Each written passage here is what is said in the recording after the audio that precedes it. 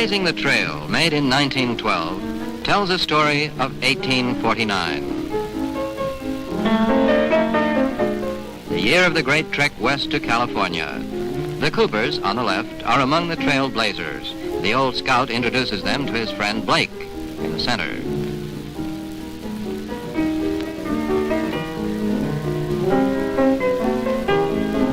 Molly and Blake fall in love at first sight.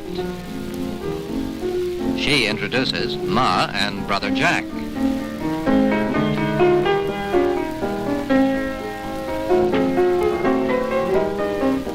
Next morning, Blake is busy doing his laundry, a realistic note rarely encountered today. When Molly comes along, however, he forgets his washing, as an idea begins to form in his mind.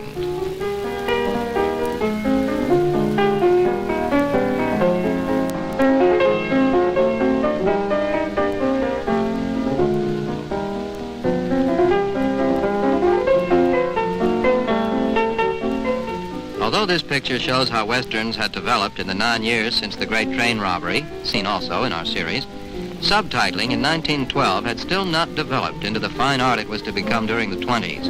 At this point, it was still telegraphing the action, such as this title just did, telegraphing the action of the scene that is to follow. Well, Molly is pleased, of course, that Blake will join them, and the lone wagon starts rolling westward.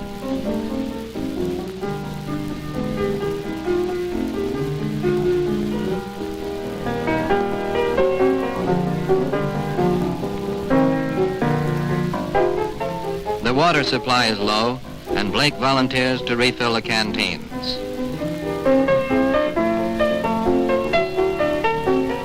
The New York Motion Picture Company, producers of this film, maintained a ranch near Hollywood on which they kept livestock, wagons, a replica of a frontier town, and Indians, an entire Indian village. The Indians were paid from $5 to $10 a day when they worked. There's a story that one of the Indians demanded $10, but the director would only pay him $5. He finally agreed to work, but insisted on playing a half-breed. Jack Cooper, the son, has spotted the Indians and warns his family.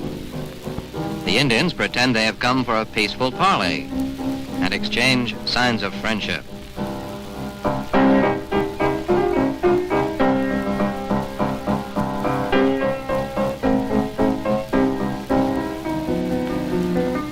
Blake is back at the stream after the water.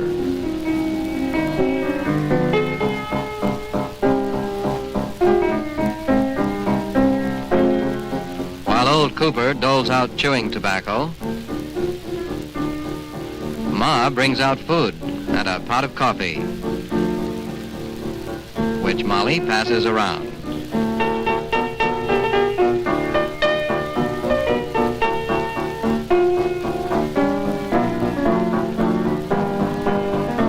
Now the Indians have a private powwow.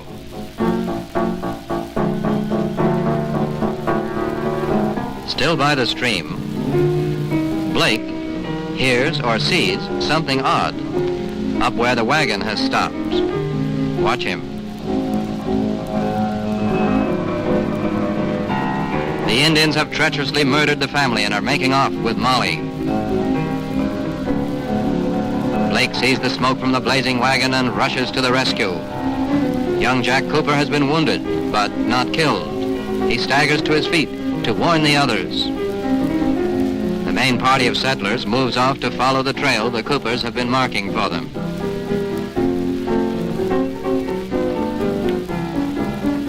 Meanwhile, Blake discovers the burning wagon and his murdered friends. The early Westerns never glamorized their subject. Their heroes were strong, serious, always handier with a shooting iron than a guitar.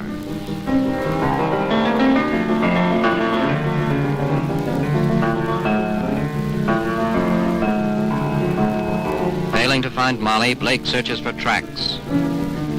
He'll bring her back or die in the attempt. But Jack Cooper is too badly wounded. He can go no farther.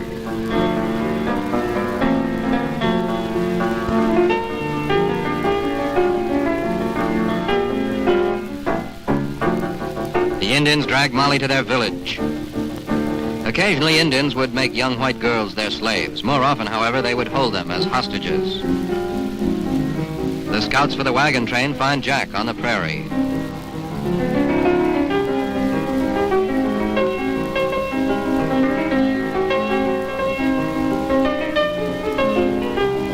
As Jack begins to describe the attack, the film jumps to a flashback.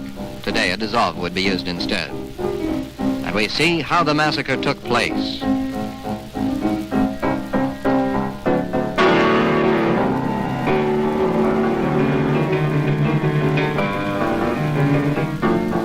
In today's westerns, Indians are generally shown more sympathetically. The story itself often told from the Indian point of view. Not here.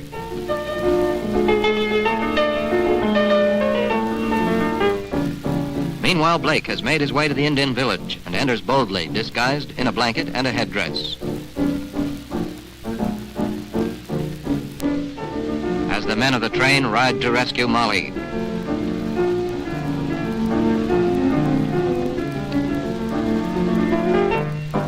Molly is in despair as a prisoner, not knowing that help is near. Blake has found his way to the teepee where she is.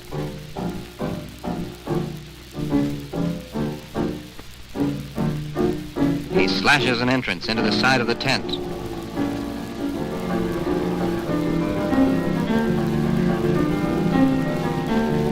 And despite some trouble with his disguise, he quickly clasps Molly to his bosom.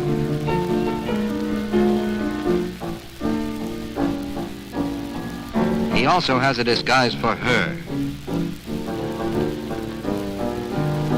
and suggests that they both play Indian.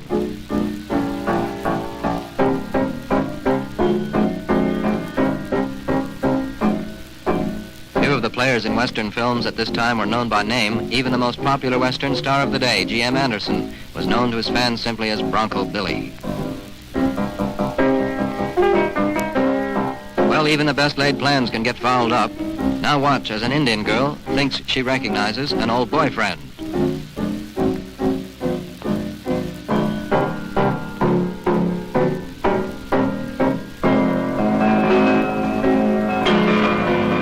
Blake tries to tell her she's made a mistake, but she proves hard to convince. Now she knows, and Blake is seized by the Redskins.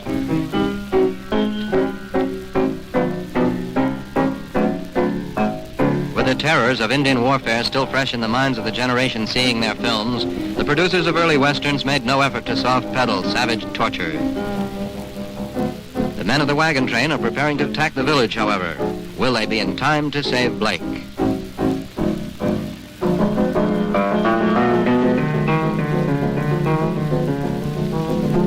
The favorite torture of all, death at the stake.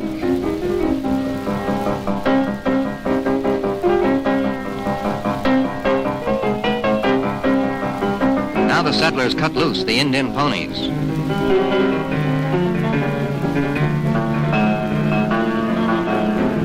And the ponies distract the blood-maddened tribe.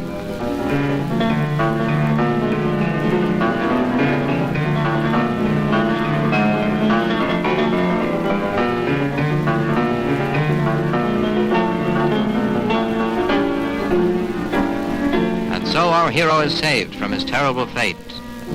And in just a moment, Molly is at his side. The Indians are defeated, at least until next week's two-reeler. And Blake and Molly face the future together. This pattern, standard in the westerns of that time, reached its highest point in The Covered Wagon in 1923.